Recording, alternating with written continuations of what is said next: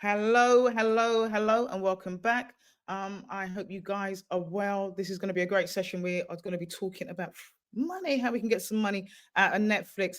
If you guys didn't pop into I went into our networking, international networking. It was a bit sad. I was in there on my own. So afterwards, I think we're open for a little while longer. So after this session, if you've got time, please pop in and say hello to each other and utilize the lounge facilities.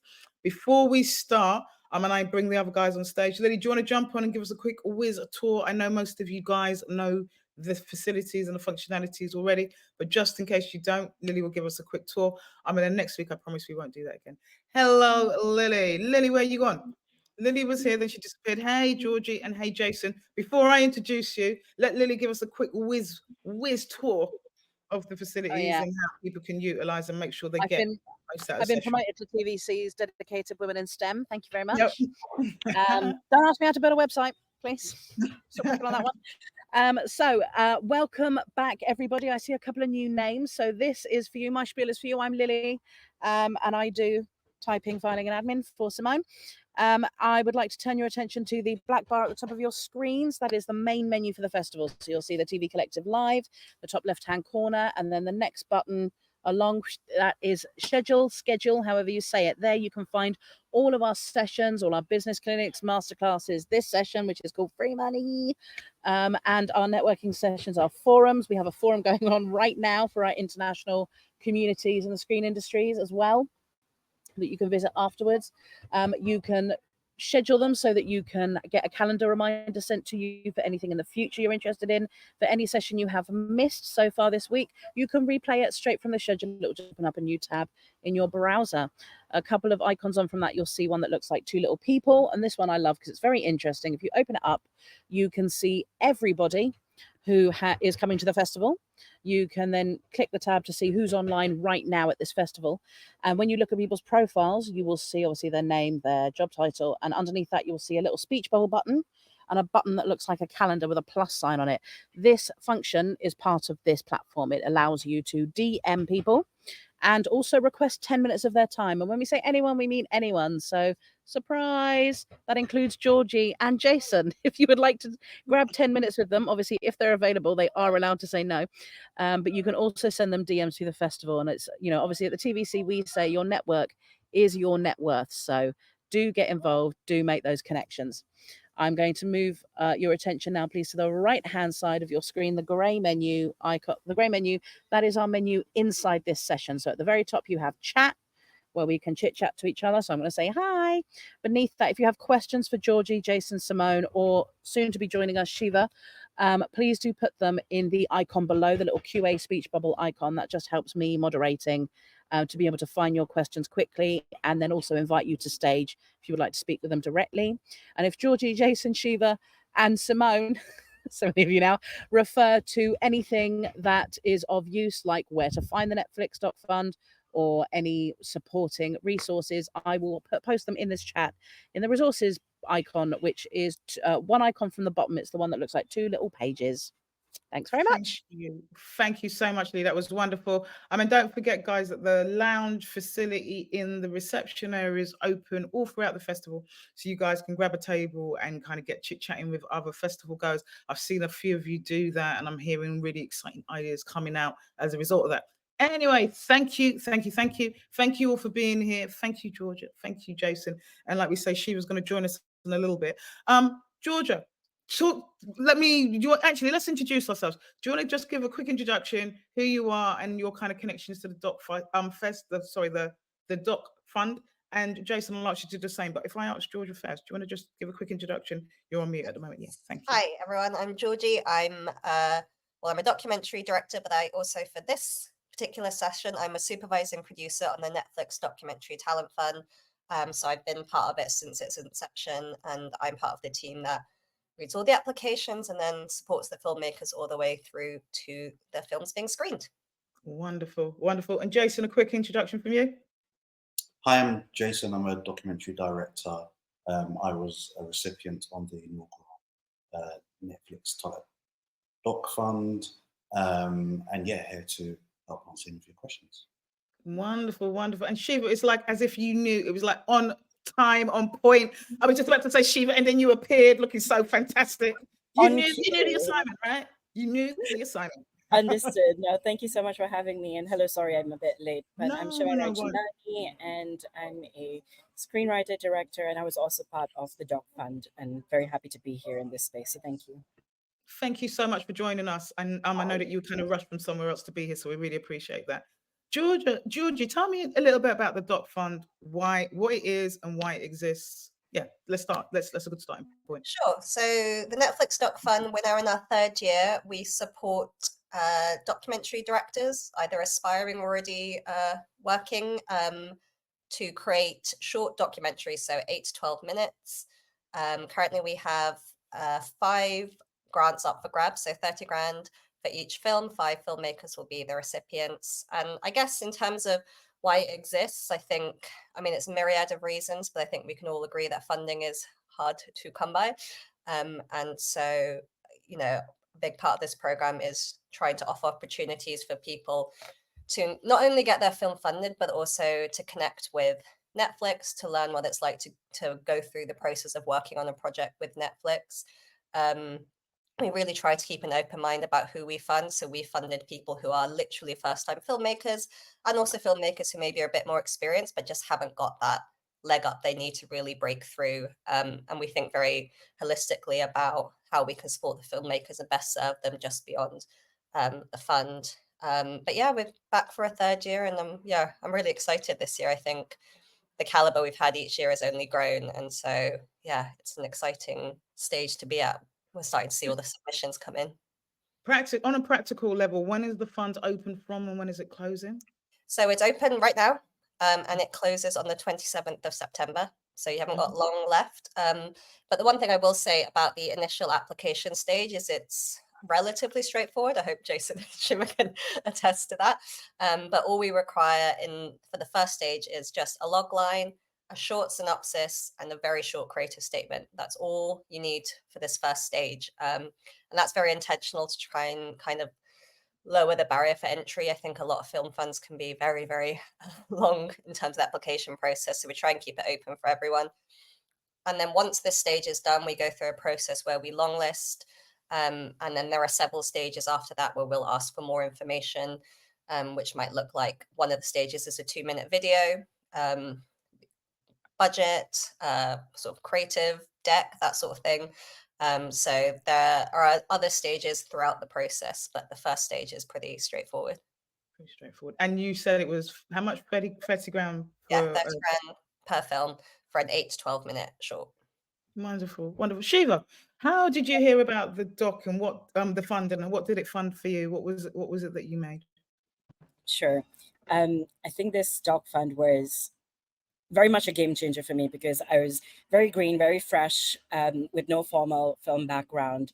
And I saw it shared within sort of one of the South Asian groups that we have for people who are part of film and TV. And initially I was like, I can't do this. Like, this is not for me. Also, the kind of films that I would potentially want to make, they're not going to ever commission something like this because I want to do something very queer, very Asian. It's potentially not even something that will get across. But then it was, we were very surprised, but also genuinely very happy that our project, which is called Peach Paradise, got through the first stage, and then obviously the stages after that. Peach Paradise is a documentary around a Pan-Asian drag collective called The Bitten Peach, which is a beautiful collective that everyone should go check out. They're now performing at the Underbelly Festival, and what we did was actually follow them preparing for the Underbelly Festival, and we filmed them live during the show. It was such a nice way to bring queer joy to the screen in an authentic way, with people telling their stories as is in real life, because I think there's so much beauty in archiving our narratives and putting it out there for the world to see, to appreciate that actually Asians exist in that space of drag, and they were often underrepresented, often overlooked with sort of what mainstream notions of drag can be and what queerness can be and can look like. And so having this medium to showcase reality was so nice because it was unfiltered, and the process itself was so pretty because they were so welcoming. Everyone across every stage of the fund was very open and receptive to the idea without wanting us to filter ourselves in any way. So they really were genuinely invested in us being as authentic and real as possible, with obviously guidance in how to craft a narrative and story that is sort of that can have resonance with a wider mainstream audiences. broader population. So they gave us tools, they gave us classes, they gave us workshops. And for me, as someone who was new to it, this was a boon because I got full access to sort of all these things that I potentially would not have had elsewhere. Things like learning how to budget, learning what is music licensing, how to distribute your film, because you had to set up your own production company and make the film through that. So even that was such a beautiful learning point in terms of how do we navigate all of this paperwork and read fine print. And it was just a beautiful experience because even we had mentors who were assigned to us. I had Joanna Natsagra, who's absolutely amazing. She works in the doc space and is award winning. And she was just so humble and generous in giving us feedback. We had mentors. Obviously, Georgie was one of our mentors as well. They were just they held our hand, which was really nice. And for someone who can find things like this very daunting as a first time filmmaker, it was just a beautiful experience that I would 100% recommend everyone to get on it and make the film that you want to. You're going to be in it, 20. What would you do? There's nothing to lose. Sorry, Shiva, sorry. How long ago did you do? How long ago was you, did you apply? Did you make your film? How long ago was that? Because the fund's been going for 3 years. Do you remember how long ago? We were the first year. We were the first round. Wonderful. Yes. Wonderful. So Jason and I were in the same cohort. I'm going to ask Jason. I kind of slightly know your film, and I'm not going to lie. You know how I feel about this film. Do you want to share what they funded you for and kind of how you found the fund and talk a little bit about your experience?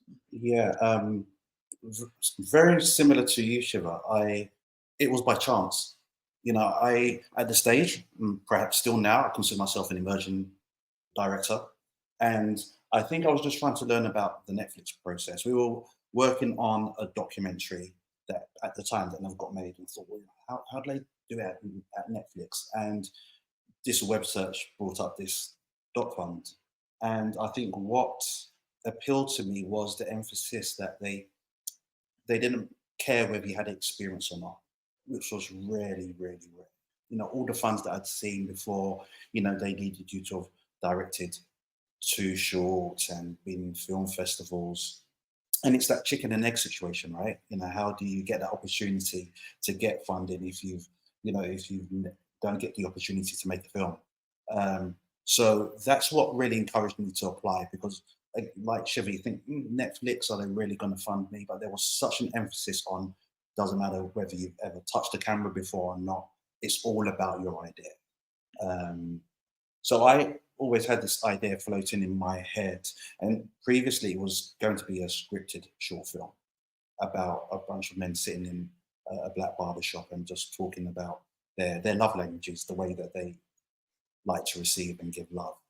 And I thought, actually, maybe if we spun this and we made it a doc and we made these stories real, it could be a little more powerful. So that's the idea that we applied with. And the brief that year was, Georgie, remind me, was it Here's Britain and Here's a Story? Is that right? Oh gosh, you're testing my memory. It was like, this is Britain and here's a story. Yeah. It was Britain is not boring. Boring and there's Britain's not boring, Britain's not boring and here's a story, Yeah, right. something like that. So yeah, I thought that there's a black barbershop on every high street in every major city, and when I'm in there, despite having no hair, I still go to my barbershop, and I think that was the reason why I realised it's such an important place for us. Look, I went to make myself look beautiful for the TVC live, so I've literally just come back from the barbershop, and there's an energy in there. There's always conversations, and I will always watch people walk past, and there's this sense of people thinking, what's going on in there? So for me, it was a window into a world of Britain that perhaps people don't get access to. And the film developed into being less about these love languages, but about love and loss, and our relationships with our friends, with our partners, with our parents. And yeah, as everything that Shiva said, we were really supported, you know, to have belief in your idea from a platform like Netflix is a real shot in the arm. You know, so a real sense of belief. You know, maybe I belong here. Maybe I have got a future in this industry, and to have them really support the idea as well and give notes, give great notes, of course, but be really supportive of an idea. I found really. Yeah, I know, and I'm going to continually say it. I think one of the things about your film is very rare that you see black men who are not necessarily traumatized or being criminalized or any kind of way. But there's a scene where this brother is crying, and it touched my soul for him to talk about love in that really beautiful way to the point that he was tearful was just delicious. And I would suggest you guys go out and look for both of these films and see these films, particularly if you're planning to apply, because you'll get a sense of kind of, you know, what they're making. There's a question, and before I go to you, Georgia, I want to ask you another question, but I see that there's a question. So let me call this. Oh, it's from Lily. Is that a question? And I haven't got glasses, so I'm not sure. Not to mention the collaborated. Oh, sorry. It's just making a comment. Sorry, I thought it was a question. I haven't got no glasses. Yeah, that makes sense. All right. You said, like, so Shiva was saying that, both Shiva and Jason said that there was a theme that they were working to. Have you got a theme this year, and what is the theme for this year's kind of cohort or this kind of year's applications? Yes, so this year's theme is "You're Never Gonna Believe This." Okay. So it's very, very broad theme. I mean, I think each year our themes have been pretty broad in the sense that you can sort of interpret them however you want. But I think the key this year is we're looking for stories that hook you in a way that you just can't wait to tell someone about it. You know, those, what we used to call those like water cooler moments, right? Where you go into the office the next day and be like, guys, you won't believe I watched the craziest film yesterday. And that's what we're really looking for. But that's very open to interpretation, right? I think it doesn't necessarily mean that it's particularly one type of doc, one type of genre. We're really interested to see how people kind of interpret that theme. So yeah, I think there's always ways to sort of shape your idea in order to serve the theme. So I think people should be pretty bold and expansive in how they interpret that. Yeah, and it's an 8-minute film that I was being broad and it's expensive. And again, guys, please don't be shy. I promise I won't call anybody on stage if that's why people are. Can I also add, Sorry. one thing that I got to mention was that in the fact that obviously they helped us make the film, but they also helped us share it. So obviously there was WDM working with Netflix that helped bring eyes to the film. So they arranged media coverage, they got us interviews, they did a massive, beautiful screening. So I think that's an important. So WDM, for those, sorry, Shiva, for those on the cheap seats, WDM, who are they? Sorry. So WDM Entertainment is basically the partner of Netflix who run this scheme. They're a film and TV PR company, essentially, but they are sort of, I technically work for them, basically, but we partner with Netflix and work this scheme out. So it's amazing to have their support as well to ensure that our film is seen, it is put out there, that people are sort of engaging with it. And I think that's a key aspect of filmmaking as well, because once you've made the film, sort of how do you get it out there? Yes, it's going on the platform, but how can you get sort of industry peers, networks, the press to sort of get engaged with it? That was another key element as well, that we even got training how to speak to sort of the press and how to have those interviews. So it's, again, when I say they held our hand, it was right till the end as well, until like it was on the screens and people were able to watch it. So again, an opportunity not to be missed on that front as well, to have that experience. So important, isn't it? Like you rightly say, loads of people have films, make films, and they kind of sit, nobody watches it. It's kind of, you know, you want as many people to watch it. To have that element is so important. Shiva, as a result of being on the fund, what happened for you? What happened with the film? What was kind of, how did it change your career? If it did in any way, what happened? I think on a very personal level, it just made me a lot more confident in being a filmmaker, if that makes sense, because it sort of affirmed that, yes, this is something I enjoy doing, this is something I want to do. And given that this is an experience with something so big like Netflix, really validates your abilities. And honestly, it opens so many doors, because again, the relationship is not just, it doesn't end with just making the film, because they're in touch with you after that. They invite you to things, they make you network and stuff. So, I mean, I got to make another documentary that got BAFTA nominated. So it really, like, my trajectory sort of went in a very completely different direction as a result of this. So I think it's only been upwards, thankfully. So yeah. My I mean, God. Yeah, and you essentially said that's what nominated well with the I love the the short matter list. of factiveness of, and I also just made a documentary No, it's not, but that it's something because I know, it's I so love it though. wild, I love it's it. so I love wild it. to think about because you get into this space thinking this is not for me. I could never get to somewhere like that. But then having people that hold your hand, guide you, mentor you, again, nurture you into a space where you can be confident enough to create something and put it out there, that in itself, I think, is a huge success. And then whatever comes as a result of that is a bonus. Absolutely, absolutely. I see a few questions coming in, but Jason, for you, what was the kind of what happened after, or what was the kind of what happened after you once you've made the film? How did it change your career? Similar experiences to Shiva. I think going just a step back in terms of the importance of WDM and Netflix in the relationship all the way through. You know, there was a screening of the films. At the screening, there were commissioners, there were production companies, and it really started my relationships within the industry at that point. I didn't necessarily have a relationship with the industry before then. And there was an opportunity. We submitted our films for film festivals. That also helped visibility to the film and also who you are as a filmmaker.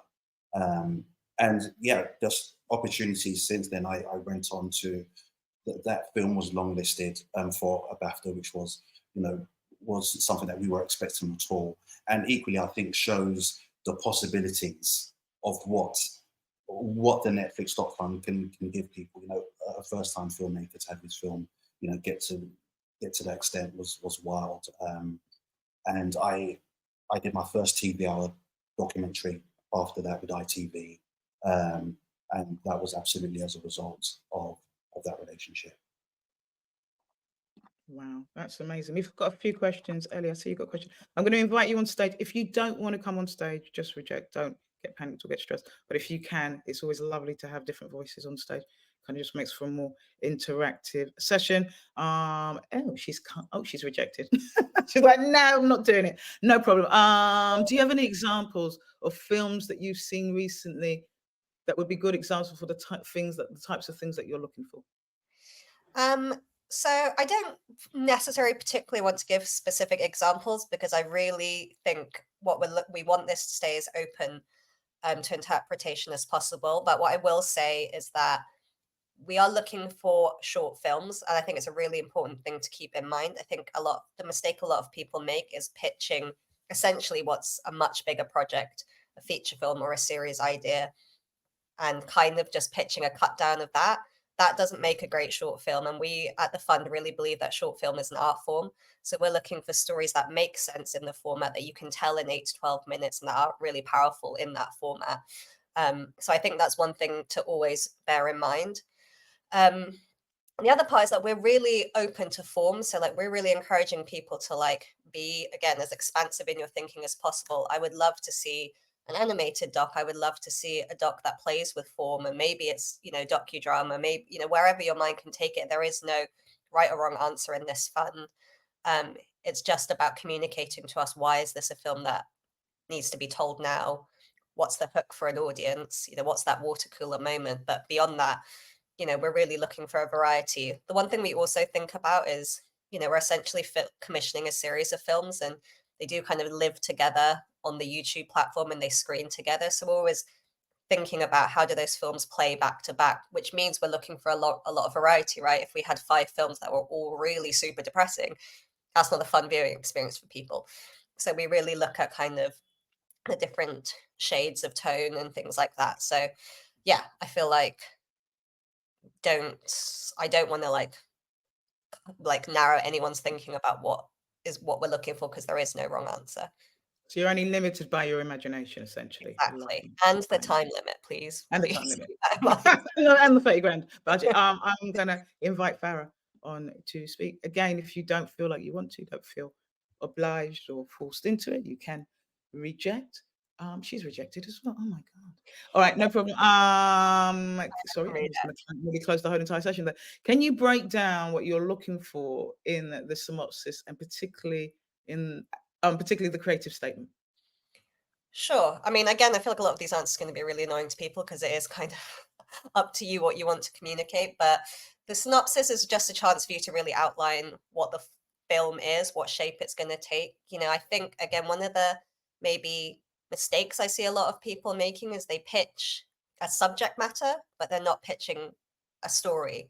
So, you know, you can say, like, I'd love to do a film about a queer cabaret collective.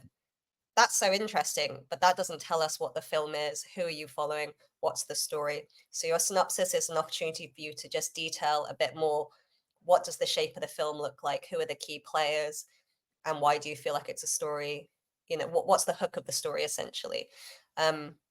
Also, just to jump before that, I think I really want to emphasize that your logline is so important. I would argue almost more important than your synopsis, because your logline is the very first thing we read.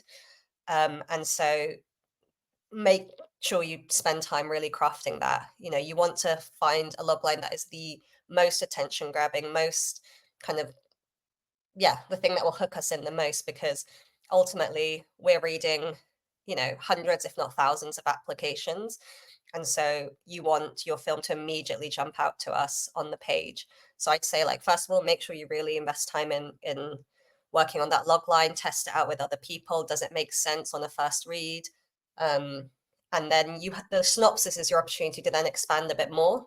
I think the other mistake sometimes people make is feeling like the log line has to explain every facet of the film, and then it tends to, like, water it down a bit and it doesn't hook you in as much. So what's the most interesting part of your film? Put that in your log line, and then your synopsis is your opportunity to give us a bit more detail. Your creative statement, that's kind of up to you. It's about, what do you want us to know at this stage that we don't already know from your synopsis? So that might be why you want to make this film. If you have a personal connection to it, you can share us there, or why you think it's an important story to tell. You might want to let us know who your other team members are, if you have them. It's really open to interpretation, but it's about showing us a little bit more of who you are and what your kind of drive is to make this film. Wonderful. Thank you so much. We got another question from Lindsay. I'll invite Lindsay up on stage as well. See if Lindsay will come. Can we submit more than... Oh, she's coming. Can we submit more than one idea? Are you open to historical ideas? Should I wait for her to come up? You can start while she makes it. So the short answer is no. It's one application per person. Oh, hello. I can hear myself. Hey, Lindsay. Hi. Am I on the... Can you hear me? We can hear you. We can't see. I don't know if you could put your camera on. If you can, put your camera on. But yay, there she is. Hi. The short answer is it's one application per filmmaker. In terms of historical, we're totally open to it. I think the only thing that is in the past maybe been a deterrent is the cost of archive, if there is any. You know, we have to be confident that you can make the film within the budget. So that's also, you know, if you think your film is perhaps a bit more ambitious, it's really important to communicate to us that you've thought about how you would make it work within the 30 grand budget. Because we don't allow top-up funding. It's not a finishing fund. We are looking for films that will get made beginning to end in that budget. And so as a result, we tend to see less historical docs, because archive obviously comes with a price tag. But, you know, some people might have personal archive, or you might have a way around it. But if that's the case, I would just say try and communicate that in your creative statement, so we don't immediately go, there's no way that you know, they can do that on 30 grand. But in terms of, like, subject matter, we're totally open to it. Does that answer for you, Lindsay? Have you got anything else that you'd like to ask? Yeah, no, that does answer. I'm just trying to wonder, like, if you did have two strong ideas, what if you collabed with someone? So if you did one singly and then you did one as a part of, like, a group or a sort of a collaboration? I guess it would depend on what role you have in the project. So most of the people who apply are the directors, and we only really allow one application per director, essentially. But if you were to not be a director on another project or take on a different role, then we might be able to consider it. But if you're wanting to direct more than one project, we pretty much kind of have to decide which one to put forward. Cool. That's pretty helpful. Can I add to that real quickly? I think you need to find your strongest idea. because I know sometimes people will have like lots of great ideas, but there's going to be one that even you know is probably the strongest or the one that you're most passionate about. And I think, especially in the application, that sense of passion needs to come across, because as opposed to the access or the story depth, if you're able to convey that passion that you have for the idea, I think that helps. Would you agree with that, George? Is it like, do you really want to hear how passionate or why people really want to make this film? How is that? Yeah, Does that for kind of sure. something You know, I really- think the reality is we only have so many funds to give out. So we want films that not only are amazing stories, but that filmmakers have a burning passion to make. And I think, yeah, I think sometimes you can almost think yourself out of things a bit too much by trying to figure out, like, game the system or figure out exactly what the right pitch is. And while there's obviously sense to doing that, I think ultimately, like Jason says, you know in your gut which is the film that you feel the most strongly about, and that will always come through more. So I think, you know, maybe just sit with them and see which one really speaks to you. But again, it's also about, you know, what's going to be the one that you think you can really put off within the kind of framework of the fund as well, because you want to How make long? sure. How long is the time? Thanks so much, Lindsay. I really appreciate it. It's good to see you. How long is the time? The time? So it's a 30 grand budget. The applications close next week, Friday. How long? Right, from application to being informed, firstly, and then how long do you get to make the film? So obviously there are like a bunch of different stages to it, but ultimately we're aiming to make sure everyone knows one way or another before Christmas. Essentially, we basically just decided it's really unfair to send people away for Christmas and have this like thing dangling over them. Yeah. So in terms of like whether you've made it through or not, everyone will know by Christmas, but the short list and long list will happen along in the next few months as well. So you'll know sooner than that in the first stage. And then you have essentially from January till June to make the film. And then we have a screening event after that. So that's the other thing I would say is, like, you know, we're looking for films that are ready to go into production pretty soon. Again, it's not really a development fund. So while you don't have to have all of your access secured, I think it's a good idea to at least be having those conversations with whoever the contributors might be in your film to make sure that, well, first of all, it's just responsible, right? To make sure that you have the access. But I think especially in terms of the time frame, you want to be confident that this film can actually go ahead, and it's something we'll interrogate further down the process to make sure we're also confident that if you get funded, this film is actually going to get made. Wonderful. We've got a question for Kedar. I'm gonna invite Kedar onto the stage. See if he'll come up. How far along does your idea have to be when you I get? guess it's kind of, yeah, carrying on from what I'm saying. There's no hard and fast rule. I think it's just that we have to feel confident that you can make it on the budget that you've been given and in the time frame you have. So it depends on how tricky the access is for your film. So if you're pitching a film that you're getting into a really closed community, we might want to see evidence that you really actually already have access, because you've only got a few months before you've got to be filming. So yeah, I would just say, like, you have to be at a stage where you could realistically start production or pre-production in January. But there's no like hard rule, and we'll take it case by case. But I think if you do have access, make sure you communicate that in your creative statement. You know, it can just be one line that says, like, you know, we have access to XYZ, or if you haven't yet, how you're going to, like, you just have to convince us that it's doable, essentially. Yes, yeah, important to convince that it's doable. So we've got 27th, 8-12-minute films. We've got 30 grand. And like you say, people will know by the end of December. Shiva, what advice would you give to somebody when thinking about what to pitch or the story to pitch or how to kind of approach this application? Having gone through the process, is there any advice or any wisdom or any learnings that you would share about that whole kind of application process and what they should be thinking about? Sure. I think I'm just going to echo what Georgie said about being really passionate about what you want to put out there in terms of the story and what your investment is in it. For me, I knew that I wanted to tell a story that spotlighted, well, my community in a way that doesn't get that sort of spotlight. So having a very clear investment and passion for what you're trying to tell will then shine through in sort of how the project falls in place.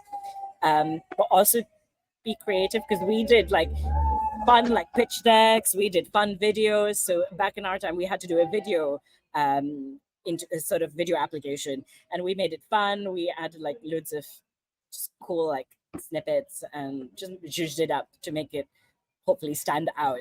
And so we had some of the drag performers and cabaret performers involved as well, so that they can see that these are the actual people that we would like to platform. These are the kinds of people whose stories we want to tell, so that you have a clear idea that A, we have that access, B, even they are involved in the project, because we want them to have some form of ownership in being able to tell their story in the way they would like it to be told. So we try to show as much of sort of our own personality in the applications that shines through, and so that they can have an idea of what the film is going to actually be like. I mean, and it's important, isn't it? Like you said, so you've got a great idea, but you also want to know, people know what your sensibilities are and who you are and what your personality is. So being passionate and kind of bringing those other elements are really important. Jason, have you got, in terms of when you were kind of thinking about the film that you said you had this idea kind of floating around in your head for a little while, right? And just when saw the application, you thought that this is the one that I'm going to apply for, yeah? Or did you have, and like Lindsay, did you have kind of, oh, I might have a few more films, I don't know which one? How did you kind of approach that? Do you have a very clear idea? I think I was thinking about ideas. I didn't have like a range of ideas, but I think it was an opportunity to tell a story like Shiva that I was passionate about, and I wanted to find a subject that I really resonated with, and would perhaps, I saw it as an opportunity to show who I was as a filmmaker, both in terms of the subject and the approach of the film. So the love languages idea felt like it really fit in. But I think what's really important as well in the application is to don't forget what the brief is. You might have a great idea, and it probably does fit for the brief, but think about that strategically, how your idea fits in with the brief. I think the brief doesn't necessarily mean it has to be a 12-minute, I don't know, true crime idea. I think both ideas, actually, Shiva and mine, would probably work this year as well, because we would have shaped it that way. So if the brief is, it was, you're never going to believe this, right? So mine would have been, you're never going to believe the conversations that black men have in barbershops. You know, so it's being creative within your creative statement to demonstrate that, okay, they've really listened to what the brief is. And I also feel it's an opportunity to show that you can follow this process. Yes, no, I mean, that's really important. I think, and that's been coming out a lot, particularly with the pitch session that we had with Emil yesterday, that people often come without knowing the brief, or have reading or doing the due diligence or doing the research or finding out. That's just a really good point. Georgie, is there a place where people can kind of look at the previous films that have been commissioned? Are they, you said they're all up on your YouTube channel, are they all still there? And would you recommend watching first? Yeah, they're all available on Netflix's Still Watching channel. First year and second year are all up there. I think it's definitely worth having a watch, one, to see the kind of breadth of films that we commission. There's a huge variety in subject matter and style, and like I said, you know, there's a mix also of experience levels. You know, I know we have two people here that maybe weren't really experienced or hadn't really had their first film, but we've also, you know, supported filmmakers that are a bit more further along in their careers. I also think there's a really big difference than, say, being a working PD in TV and getting an opportunity to make your own film, and we really recognize the difference between that. And I think especially right now with the downturn, we recognize that a lot of mid-career people also need support. And so, yeah, also don't discount yourself because you think you might be too experienced. You know, everyone that works in the fund also works in the industry, so we understand that it's never as black and white as you work in the industry or not. You know, it's a real mix. And just one thing I want to say, just because you said pitch, is I should have said this before, the final stage of the process is a in-person pitch day at Netflix, where we will have a panel of industry people. They're all very amazing, exciting, very experienced people who are in the panel. They make up the Netflix team, myself and Libby Hopper, who's the lead producer on the fund, as well as sort of key figures that we invite from the industry. I believe we have someone from Mindhouse this year, a few other people. And so you get an opportunity. We will invite, I think it's 10 people to pitch day, and you get 15 minutes to pitch, five minutes to actually pitch, and then 10 minutes for question. And that is like the final stage before we make a decision on who will fund. But I will also say, like, even getting to pitch day is a really powerful position to be in. I think I know most of the filmmakers that came and pitched in person have still gone on to make their films. They've built relationships. It's still an opportunity to get in front of Netflix. So I do feel like even if you don't make it to the final stage, if your application jumps out enough, you kind of stay on everyone's radar anyway. And so there's so much opportunity even just through the process, even if you don't get to that final stage. And also, I loved what you said and talking about maybe those who feel a little bit more seasoned and feel like maybe this is a kind of a new entrance or a new filmmaker.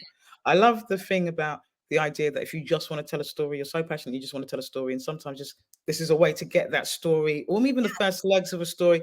And I suppose it wouldn't be so cheeky to believe that like you could tell this story and then maybe you can get more money. It's a way to proof of concept or to, to develop. It's such an important way. And I know you say that the films have to be short films, they have to be crafted for short films, but you never know where that journey might take you. So you got to be in it to win it, man. There's another question. We've got a question here from Natty. Natty, let me bring you on stage. I'll invite you on stage.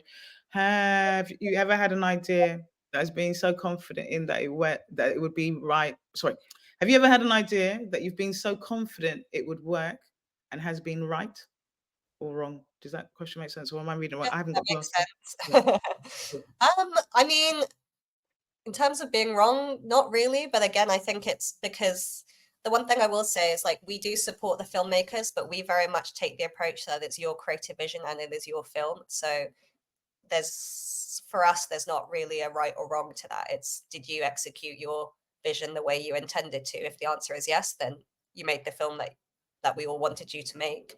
For sure, there have been, films that have been incredible and impressed us. I mean, Shiver and Jason's are two perfect examples of that, right? And I think for us, it's the impact the films have. I think both of your films are examples of that we're really proud of films that have really not only showcase a community, but maybe subverted people's preconceived notions of it. And that comes in part because of who they are as filmmakers. And, we're really, really proud that those were the films that kind of came out of the first year. And we've really tried to carry that through going forward. But yeah, I'm proud of all our film babies, to be honest. And like, for sure, like, there are different experience levels. So some people are able to execute it more seamlessly than others. But that's sort of the point of this fund as well, is for you to go through this process in a really safe space and trust that we're never going to let you fall. Like, we are here, especially myself and Libby, who are on the producing team. We're both there as kind of supervising producers, but I think we also occupy a much more holistic role where we do kind of hold your hand through the process, and we're there if you just need to cry down the phone, or you need to bounce ideas off, or you want us to watch a cut. We kind of are trying to make sure that we're setting everyone up to succeed. And especially for filmmakers maybe that are less experienced, like, we're not going to let you fail. It doesn't serve any of us. So even if you have the dumbest questions on earth, well, actually there are no dumb questions, and we will always answer them. At least I hope that's what we serve, and maybe Jason Shiver will disagree. No, I can attest to having meltdowns and breakdowns and calling Georgie at random times. I don't know what I'm doing. She's always been there, like, open arms, checking in and helping me through it all. So it definitely is a lot more holistic. So yeah. Jason, were you able to be really vulnerable? Because you said you're quite new to the process. Was you able to show up and say, fuck, I don't know what's happening here. I don't know what's doing it. Or did you feel the need to kind of front? Was it an environment where you could really kind of be open to learning and not feel like I need to know everything? How was that? No, absolutely. I think it was it's a bit of a cliche, but it was very much a safe space. Yeah. I remember that, and I think I felt that from even the application process. You get a sense of a fund and the people behind it just through email communication. And those are relationships that extend to this point and to this day, and I imagine will go on forever, whether they want me or not. It's kind of tough and stuck with me. And that's really important. But to that point as well, I can't emphasize the importance of surrounding yourself with a great team through this process. So, should you be, fortunate enough to get the fund, or even before then, think about who your producer will be. Think about who your crew will be. That's going to have a really big impact on your film. And also, I think perhaps whether, especially if you're maybe emerging, if you can demonstrate that you're surrounding yourself with perhaps more experienced people, I'm sure that kind of goes a long way and serves to perhaps them thinking that, hey, maybe this will be a safe pair of hands. Mhm. And actually, just to add to that, yeah, I think that's 100% true. And one thing that's worth knowing about how the fund works, and there are more details about this on the website, but we do require people to set up to have a limited company in order to receive the funds. So if you're a director or a new filmmaker that doesn't have that already set up, that's where producers can be really helpful. A lot of more experienced producers will already have a limited company set up. So if you can partner with someone like that, it just makes the process easier for you. And we are really encouraging this year as much as possible for people to apply with producers. Part of it, and I think even people who are a bit more experienced, because the one thing about this fund is it's not just about making a film, it's also about showing you what it takes to work with a company like Netflix. And so we will teach you how, but the expectation is that you hit certain markers, you fill out certain paperwork, you do all of the things that you would be asked to do in any Netflix commission. And so if you're trying to produce and direct yourself, that can be a very, very overwhelming thing to do, and one that isn't really necessary. And also for us, it's like if you partner with a producer, then the opportunity benefits more than just one filmmaker. For us, we hope the opportunity benefits everyone who works on it. And so if you have a producer on board, then, we're just sharing the opportunity. But it also allows you to focus on what's really important as a director, which is telling your story. And so, there are plenty of groups and networks out there if you don't really have the contacts where you can find producers. And, we're also always here to try and guide if you're really, really stuck. But yeah, we're really encouraging this year for people to apply with at least a producer already in place. Okay, now I just want to kind of take about, we're going to round up. We've got kind of probably about 5 or 10 minutes left.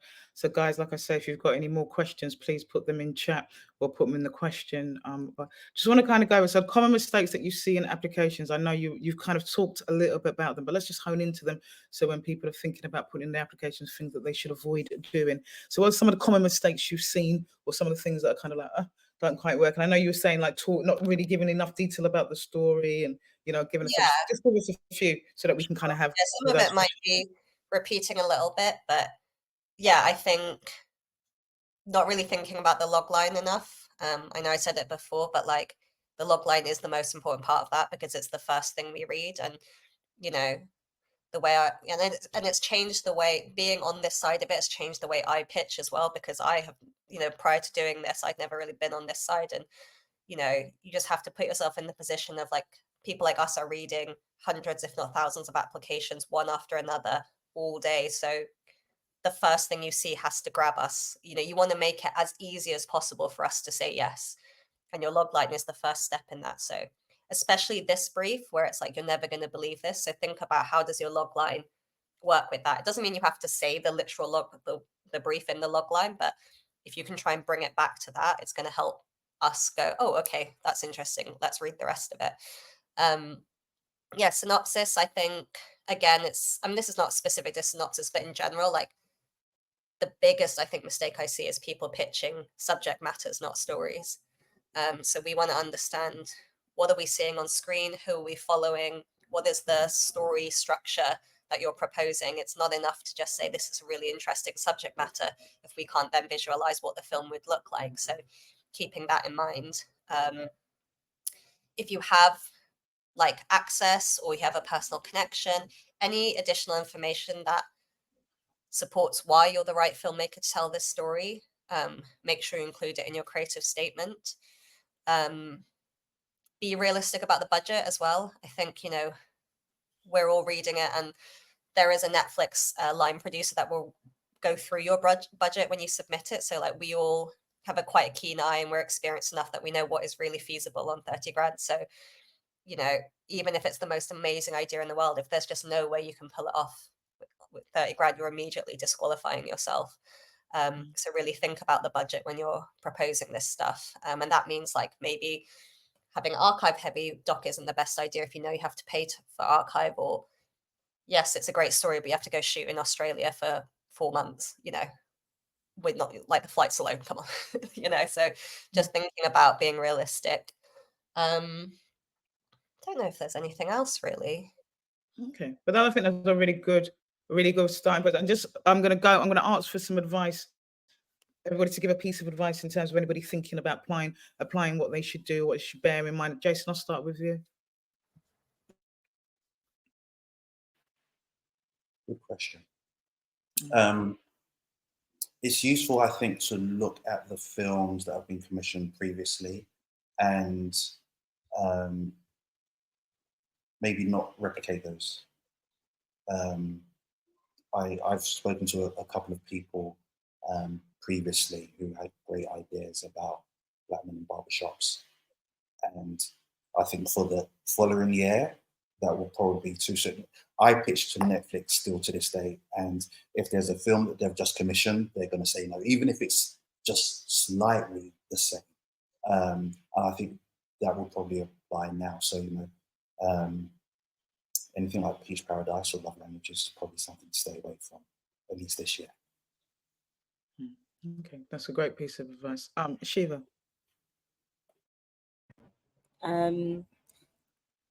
One thing I would say is that, yes, obviously do your homework in terms of seeing what's already out there, but having that trust and relationship with the people you're bringing in, your collaborators, so the people that you're going to be putting in front of the camera, because that was such an important aspect for us to ensure that they knew we had the best of intentions to tell their story in a way that represents them in a light that they would like to be seen. So I think having that clarity, that transparency was very important for us.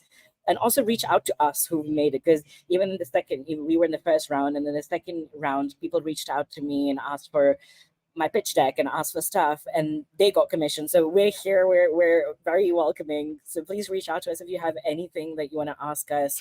And we'd be very, very happy to help. So use us. We are a huge resource as well, in addition to sort of the producers that are there working on the fund. But I think tapping into us as well, just even as sounding boards, we'd be very happy to help.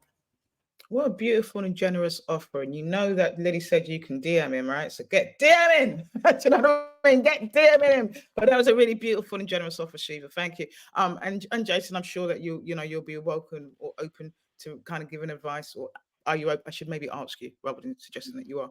Are you okay? Absolutely not. Absolutely not. No, listen, the amount of help that I know I've had throughout my career, it's all about paying it forward. So yeah, I welcome it being able to help other people. Yeah, that's part of it. Georgia, is there some way that people can get in contact with the alumni or people that have made films already to get advice? Is there a kind of formal way of doing that, or is that okay? Not really, actually, or maybe we should, but you can see who all of at least the directors are by looking up the films. All their names are out there because they got so much great press, which is wonderful. But I can say, like, yeah, everyone that has been through the program has been so lovely and wonderful. So I've no doubt everyone will be more than happy to share their experience. Fantastic. And then last word from you, Georgia. Advice, or what would you say? Kind of, if I give you the last kind of few words, what would you say in terms of this fun kind of? Anybody still has any doubts or some uncertainties about applying, what would you say? What would be your kind of final words? I just feel like Jason said at the beginning, you've not got anything to lose. Like, yes, there are all these things to consider. And, I know I've talked a lot about it, but ultimately we just want really exciting, amazing stories. Like, we are very just story forward. If it's a great story, we will interrogate it further, even if it doesn't necessarily make sense straight away on how you're going to pull it off. Like, story is first. So I think just focus on that. And, I do think, like, as someone who's also a filmmaker that pitches and applies for funding, I think the more you do it, the better you get at it, even if you don't get it, so, and I think the good thing about this fund is it's not that much work at the top to apply. So, you know, if you can give an afternoon to just write it all up, like, what have you got to lose? And, you know, I know so many of our filmmakers actually said, like, you know, I kind of actually applied last minute and I didn't really have any belief that I would get it, but actually their story was so incredible and their passion was so evident that it just jumped out to us. And, you know, I know from experience and speaking to people how many people like disqualify themselves in their heads before they ever really put themselves forward. And I just think, like, what a shame, because, you know, there's so much talent out there, and I would hate for people to just assume that they wouldn't get it and not put themselves forward. You really never know what's going to happen. And yeah, so if you even have the kernel of an idea, just throw it out there, because you never know. Absolutely, I totally agree. You've got to be in it to win it. That was absolutely amazing. Will, was that no, is that a question? No, thanks for insight. Lots of people just giving lots of you know, gratitude and thank you for the panel for their insights. I just said, yeah, lots of love, all those signals. I'll Thanks also so much. say, like, the website's up there. There's an email address. If you have any other questions, feel free to email. It'll be me or Libby replying, you know. But also get writing, because you haven't got long left now. Absolutely, in a couple of weeks' time. But thank you so much. I hope you all you guys go out and apply, man. You got to be in it to win it. You know, or the worst that you can hear is no, right? And that doesn't put you in any worse situation than where you were in before. So make sure you get involved. We've got our last few minutes left of our international networking event, and then at 6:30 we have the big one. We have Paul Gaines, who works with Ava DuVernay. I've been practicing. She's they're on later on, and he's going to be they'll be talking about their latest film, Origins, which brings up the subject of race versus caste, which I think is really interesting, and particularly with the summer that we've had and some of the conversations around race. I definitely highly recommend you to come to that. And also obviously talking about how you can connect with filmmakers across the pond, filmmakers in LA. And I know one of his big things, he's very keen to connect with British content creators. He recognizes our genius. So, and he also calls this moment the disruption. So it'd be good to hear him chop up what he thinks about this disruption and how we can be getting through it. So thanks very much. That was amazing. Hopefully I'll see you guys soon. Oh, is that a question before we go? Have I got a question? Does your story need to be based in the UK? Good question. Before we go, does your story need to be based in the UK? Just one last It one. doesn't have to be based in the UK, but again, we just have to believe that you can realistically do it on the budget. So just Wonderful. bear that in mind if you're going to pitch something that's shot abroad. And you've got to be, because I know we've got some international people on our audience, you have to be UK based to apply for the fund, right? Yes, to be the lead applicant, you need to be a UK resident.